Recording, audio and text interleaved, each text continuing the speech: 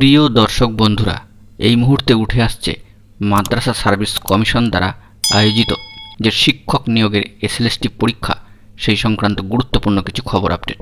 অবশ্যই ভিডিওটিকে শেষ পর্যন্ত দেখে নেবেন, তা আলোচনা করা হচ্ছে এবং চ্যানেলটিকে এখনই সাবস্ক্রাইব করে সঙ্গে থাকবেন। উঠে আসছে এবারে অত্যন্ত গুরুত্বপূর্ণ কিছু খবর আপডেট।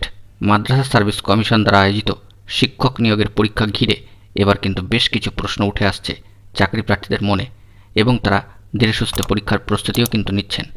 পরীক্ষা কোন সময় হতে পারে, পিটির চান্স কতটা রয়েছে, এডিট অপশানই বা কবে আসবে বা আদৌ আসবে কিনা, এই সংক্রান্ত জরুরি তথ্য থাকছে এই ভিডিওটিকে।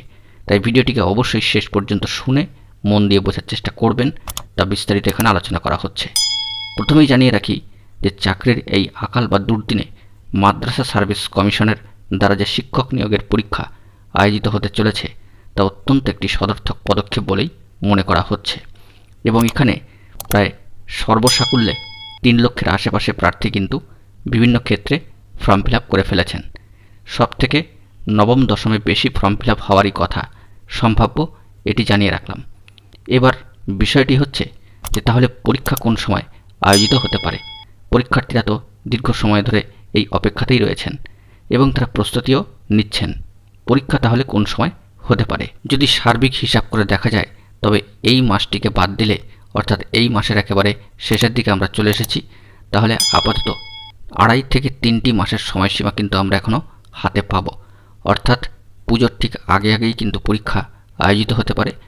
যদি কোনো সমস্যা না ঘটে তবে কিন্তু পুজোর পরেই নিশ্চিত পরীক্ষা হওয়ার একটা সম্ভাবনার জায়গা থাকবেই এবং এই বিষয়টিকে মাথায় রেখে আমাদের কিন্তু প্রস্তুতি পর্বটি চালিয়ে যেতে হবে। পরীক্ষা কোন সময় হতে পারে অফিসিয়ালভাবে বা মাদ্রাসা সার্ভিস কমিশনের মাধ্যমে এখনও পর্যন্ত অফিসিয়াল নোটিফিকেশান দিয়ে কিন্তু জানানো হয়নি। তবে সম্ভাব্য যে সময়সীমা সার্বিকভাবে বিভিন্ন সূত্র মারফত উঠে আসছে, তাতে করে পুজোর আগেই কিন্তু পরীক্ষা হয়ে যাওয়ার একটা বিরাট সম্ভাবনার জায়গা থাকছেই। তাহলে বেশ কিছু চাকরি প্রার্থীর মনে এটাই প্রশ্ন যে এডিট করার অপশান তাহলে কবে আসবে। অর্থাৎ তারা যে ফর্মটি ফিল আপ করেছেন সেক্ষেত্রে বেশ কিছু জায়গায় ভুলভ্রান্তি হয়ে যেতেই পারে। সেক্ষেত্রে এডিট অপশানটি তাহলে কবে দেওয়া হবে। এডিট অপশান দেওয়াটা কিন্তু অত্যন্ত জরুরি। এ বিষয়ে দুশ্চিন্তা করার কোনো দরকার নেই, যেহেতু মাদ্রাসা সার্ভিস কমিশনের দ্বারা বলে দেওয়াই হয়েছে যে ফর্ম ফিল আপের পরেই এডিট অপশানটি দেওয়া হবে। তাহলে আমাদেরকে আর কয়েকটা দিন ধৈর্য ধরতেই হবে। এডিট অপশান কিন্তু আসবেই এবং সেটা যত শীঘ্র আসে ততই কিন্তু ভালো। অন্যদিকে বন্ধুরা, চাকরি প্রার্থীদের মনে এবং পরীক্ষার্থীদের মনে কিন্তু আর একটা প্রশ্ন ঘোরাফেরা করছে, একটি বড় প্রশ্ন। সেটি হচ্ছে পিটি কি হবে, পিটির চান্স কতটা রয়েছে।